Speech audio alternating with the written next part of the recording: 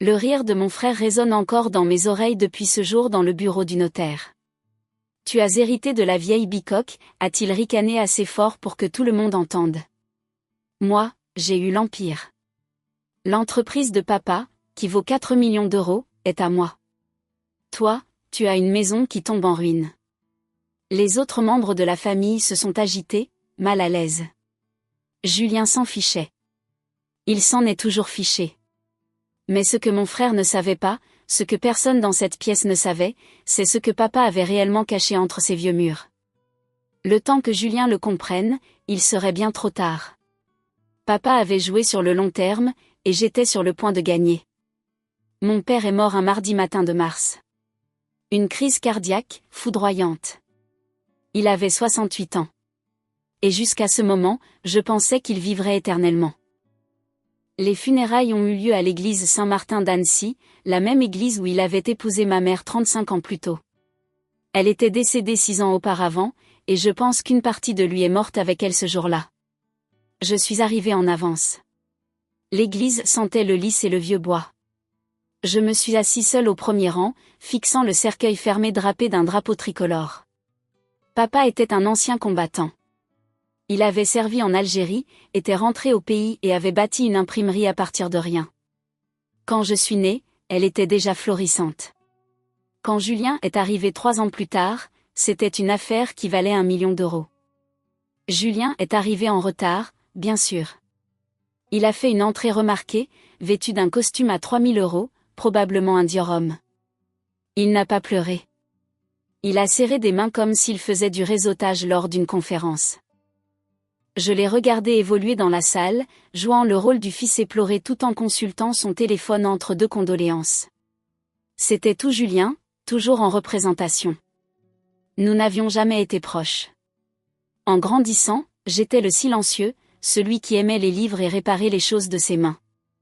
Julien était la star, le capitaine de l'équipe de rugby, le plus populaire du lycée, la fierté de papa.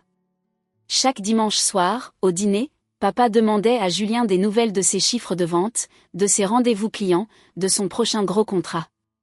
Puis il se tournait vers moi et disait « Et toi, Mathieu, tes projets de bricolage avancent ?» Comme si ma vie n'était qu'un passe-temps. La lecture du testament a eu lieu 3 jours plus tard dans l'étude de Maître Lefebvre et Associés, le notaire que papa utilisait depuis des décennies. La table de conférence en acajou était bien trop grande pour nous 4, moi, Julien, Maître Lefebvre et la comptable de papa, Chantal. Maître Lefebvre s'est éclairci la gorge et a commencé la lecture. Le langage était formel, juridique, froid. Puis vint la répartition des biens. À mon fils Julien, je lègue mon entreprise, l'imprimerie Durand, y compris tous les actifs, les contrats clients et les opérations, d'une valeur approximative de 4 millions d'euros. Julien s'est adossé à sa chaise en souriant. Il s'y attendait. Il le méritait, pensait-il probablement. À mon fils Mathieu, continua Maître Lefebvre, et j'ai retenu mon souffle. Je lègue la maison familiale située au 17 rue des Chênes, à Annecy. Silence. Puis Julien a ri. Un vrai rire, sonore. La vieille maison. C'est tout. Cet endroit vaut quoi ? 200 000 euros, s'il a de la chance. Il m'a regardé avec un mélange de pitié et de mépris. On dirait qu'on sait qui était le vrai fils de papa, hein ? Je n'ai pas répondu. Je suis resté assis, ressentant la piqûre familière d'être le second. Maître Lefebvre semblait mal à l'aise mais n'a rien dit. Chantal évitait mon regard. J'ai signé les papiers en silence, serré la main du notaire et je suis sorti. Derrière moi, j'entendais déjà Julien au téléphone, racontant à quelqu'un son héritage, son empire, son avenir. Ce soir-là, j'ai conduit jusqu'à la vieille maison. Je ne l'avais pas prévu, mais j'avais besoin d'être dans un endroit qui semblait encore porter des fragments de papa. La maison se trouvait au bout d'une rue calme bordée de chênes que papa avait plantées quand j'avais 5 ans. C'était une modeste maison de 2 étages de style traditionnel avec une véranda qui en faisait le tour, construite en 1952. La peinture s'écaillait. Les volets avaient besoin d'être réparés. Je comprenais pourquoi Julien l'appelait une bicoque.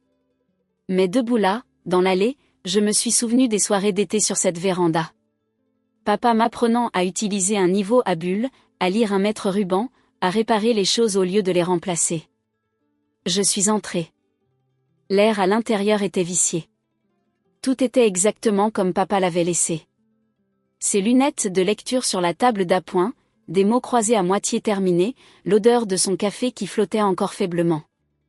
J'ai traversé la pièce lentement, touchant des objets familiers, me remémorant une enfance qui semblait à la fois lointaine et immédiate. Sa chambre était à l'étage, au bout du couloir. Je suis restée longtemps sur le seuil avant d'entrer. Le lit était fait au carré, comme il l'avait toujours fait. J'ai commencé à fouiller dans ses affaires, sans vraiment savoir ce que je cherchais. Des vêtements à donner, des papiers à trier, quelque chose pour comprendre pourquoi il m'avait donné si peu. C'est là que je l'ai trouvé. Je déplaçais sa commode pour passer l'aspirateur derrière quand j'ai entendu le son. Un bruit sourd et creux, différent du bruit plein d'un meuble contre une cloison. J'ai toqué contre le mur. Creux. J'ai toqué 60 cm plus à gauche. Plein. De retour à l'endroit creux. Mon cœur s'est mis à battre la chamade. J'ai examiné les plaintes et j'ai trouvé une section qui semblait légèrement différente. La peinture était plus récente. Je l'ai fait sauter avec un tournevis trouvé sur la table de chevet de papa. Derrière, il y avait un petit panneau métallique avec un clavier numérique. Le genre qu'on voit sur un coffre-fort. Je l'ai fixé pendant une bonne minute, mon esprit tournant à plein régime. Puis j'ai essayé le seul code qui avait du sens. L'anniversaire de maman. 230 756. Le panneau s'est ouvert avec un clic. À l'intérieur se trouvait un coffre-fort ignifugé, assez petit pour tenir dans la cavité du mur. Dans le coffre-fort, il y avait 3 choses. Une enveloppe scellée avec mon nom écrit de la main de papa, un dossier rempli de documents, et une petite clé en laiton avec une étiquette indiquant « Banque Nationale Populaire, coffre 217 ». Mes mains tremblaient en ouvrant l'enveloppe. La lettre était écrite sur le papier à en-tête personnel de papa, daté de 2 mois avant sa mort. « Mathieu », commençait-elle. « Si tu lis ceci, c'est que je suis partie et que tu as trouvé ce que je voulais que tu trouves. Je suis désolée pour la confusion lors de la lecture du testament. Je suis désolée si Julien t'a fait te sentir petit, mais je veux que tu comprennes quelque chose. Il n'a jamais été question d'argent. Il s'agissait de connaître mes fils. » Il a continué en expliquant qu'il nous avait observés toute notre vie. Il avait vu l'ambition de Julien, son charisme, son talent pour les affaires.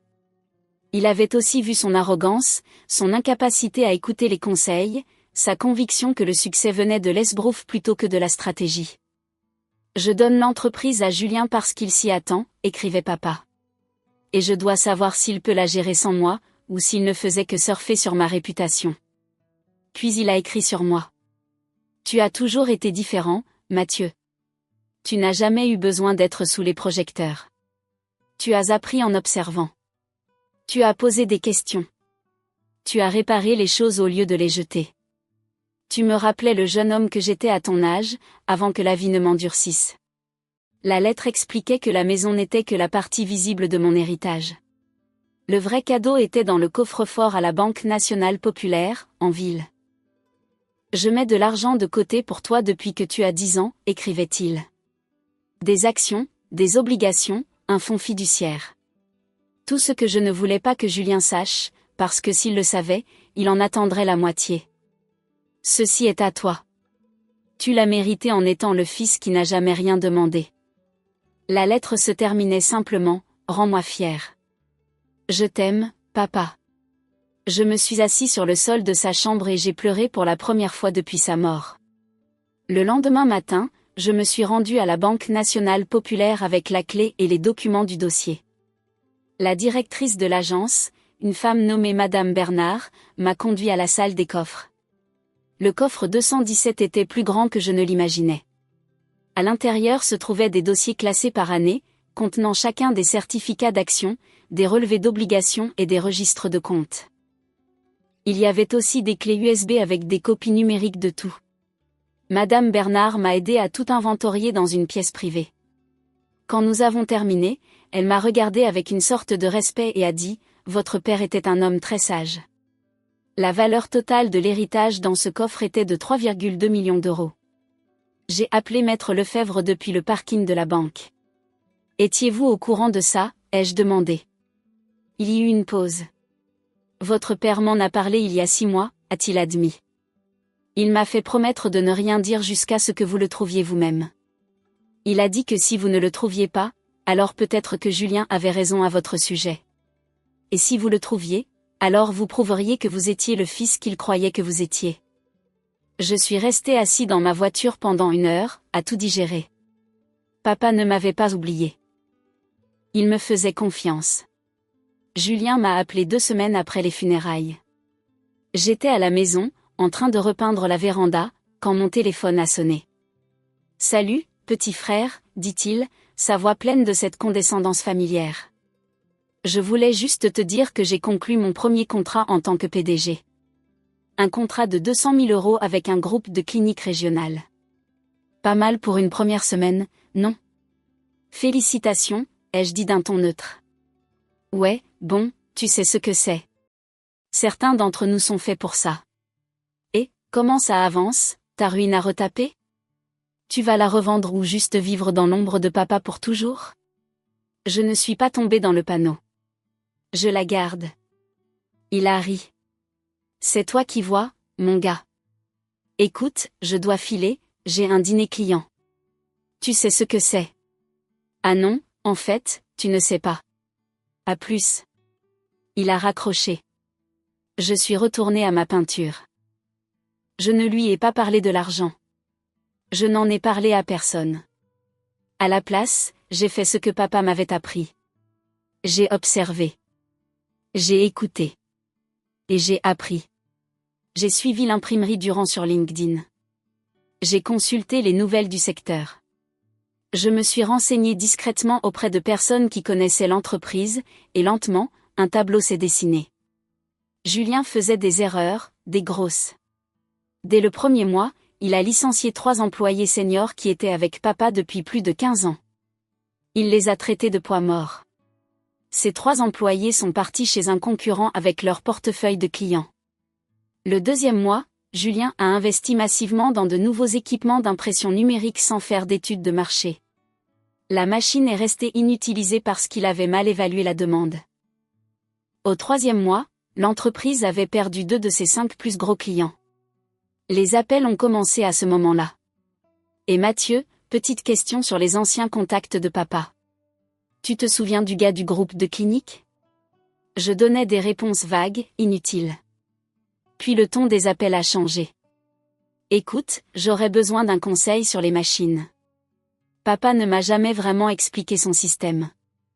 Je lui disais que je ne connaissais rien à l'entreprise, ce qui était vrai. Papa ne m'avait jamais formé à cet aspect. 6 mois plus tard, Julien a appelé à 23 heures.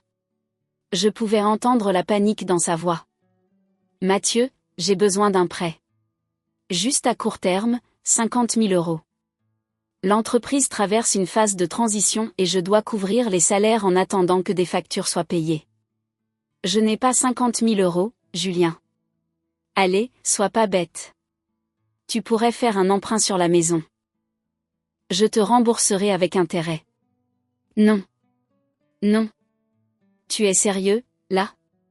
Je suis ton frère. Papa voudrait que tu m'aides. Ça m'a mis en colère. Papa t'a laissé une entreprise à 4 millions d'euros. Il m'a laissé une maison. Si tu n'arrives pas à faire tourner la boîte, ce n'est pas mon problème. Tu es vraiment sans pitié. Tu sais ça? Toujours jaloux, toujours aigri. C'est pour ça que papa m'a laissé le véritable héritage. J'ai raccroché. Les appels ont continué.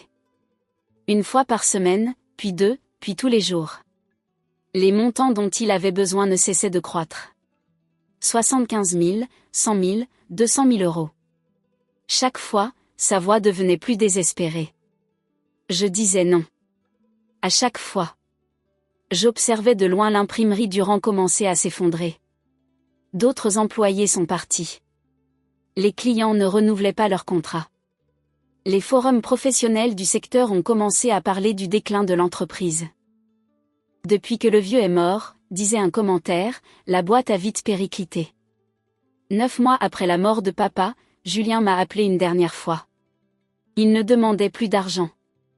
Je suis en train de perdre l'entreprise, dit-il calmement. Je dois déposer le bilan. Les créanciers vont tout saisir. La maison, les voitures, tout. Je ne sais pas quoi faire. Tu aurais pu demander de l'aide plus tôt, ai-je dit. Tu aurais pu écouter les gens qui en savaient plus que toi. Tu aurais pu être humble. C'est ça, tu jubiles? C'est ça que tu fais? Non, Julien.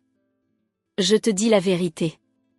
Papa ne t'a pas donné cette entreprise parce qu'il pensait que tu réussirais. Il te l'a donnée pour voir ce que tu en ferais. C'était un test, et tu as échoué. Silence. Puis, et toi? Qu'est-ce qu'il t'a donné, à toi? Exactement ce dont j'avais besoin.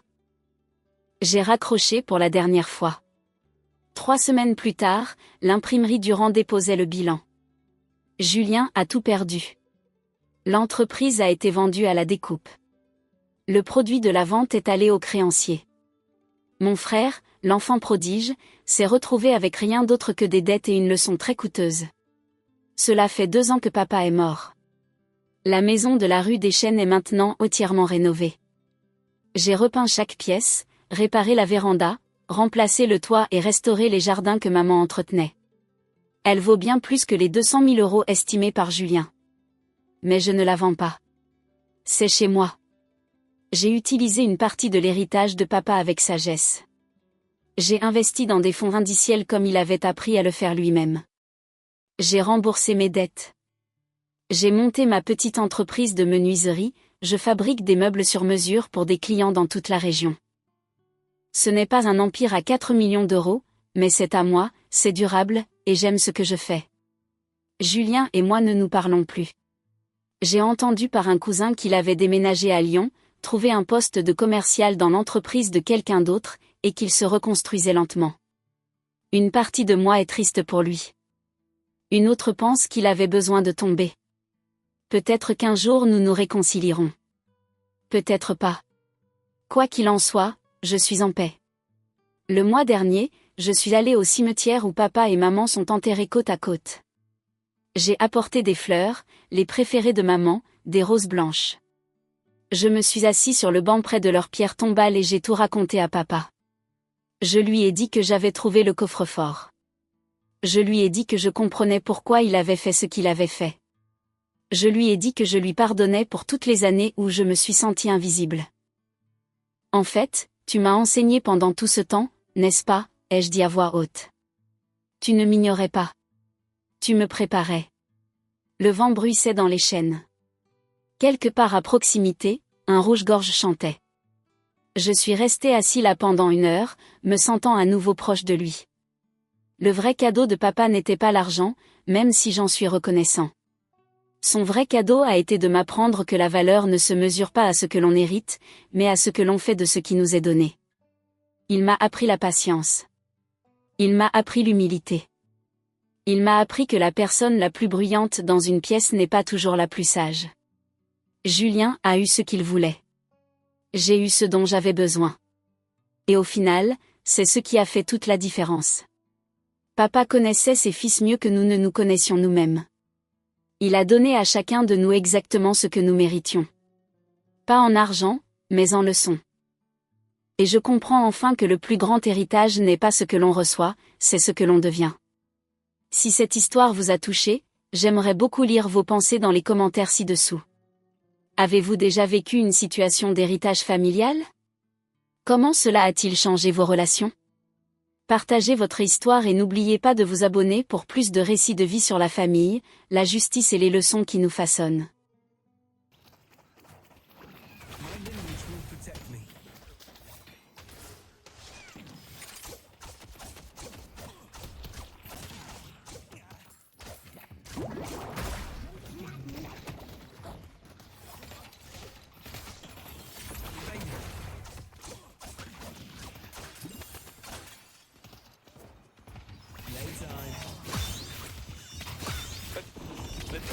Let's take out Dynamo.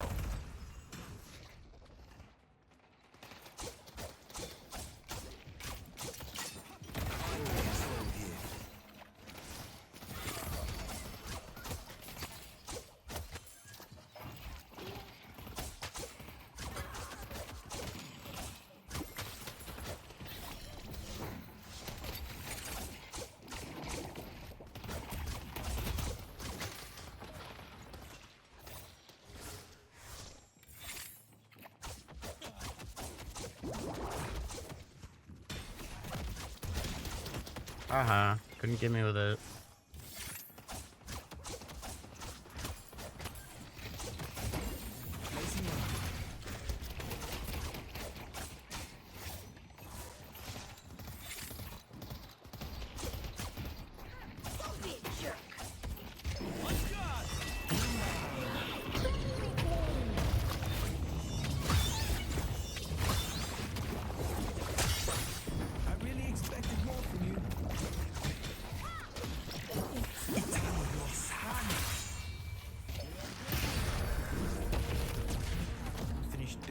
No, that's how you get an ultimate off.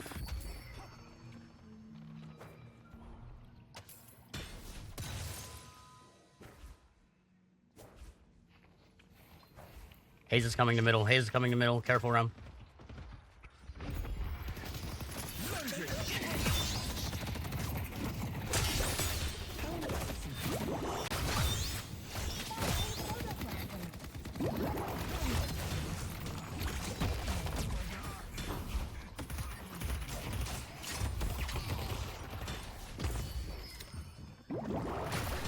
Chance in hell.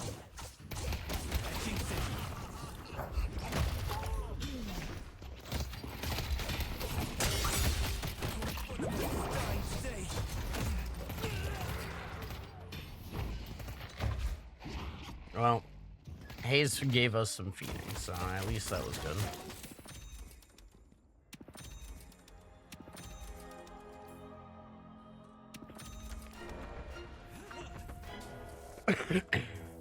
I know how to finish off an opponent.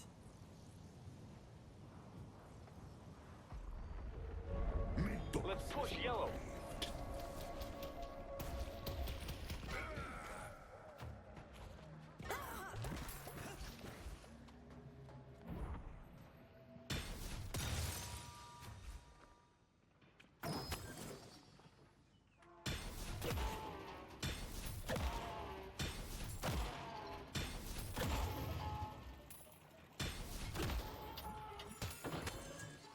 The spirit urn is waiting to be claimed. Placing mine.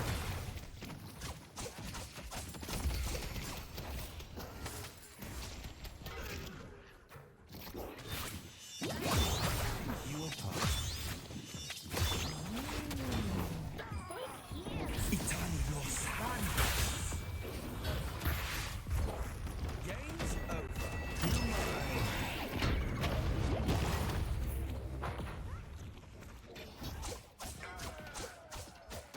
Shall we dance?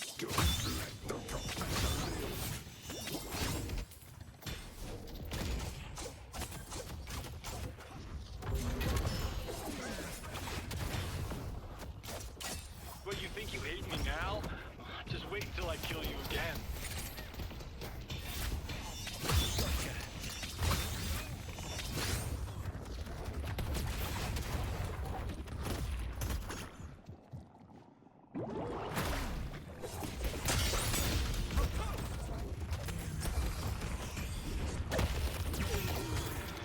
Where is Rem? What were we doing, Rem? Why? Why were we doing it?